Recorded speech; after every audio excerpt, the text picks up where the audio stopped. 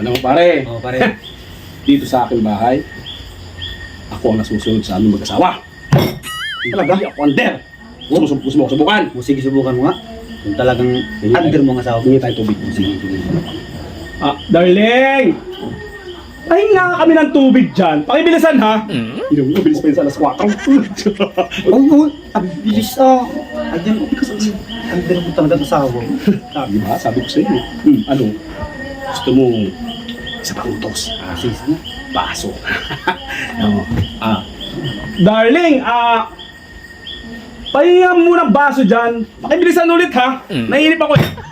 Jesus, mabilis pa yun sa alas 12. Inayan agad. Diba? Ang bilis. Darling. Kita mo, tubig. Gusto mo ba isa pa? Isa pa. Isa pa.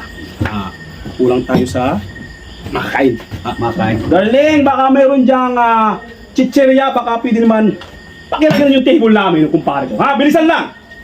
Sabi ko sa'yo, ang bilis pa sa iyo. Bakit parang mukhang galit yung asawa mo? Kala ko under mo yun. Hindi yan. Ano lang yan, siguro napapagod. Napapagod Pagod yan siguro sa bahay. Isa try ko nga. Isa pa?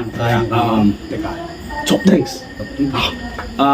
Darling, pahinga kami ng soft drinks sa kumpare ko kasi nauuhaw na siya. Pakibilisan lamang ha. Di ba pare? Nasa ka ba?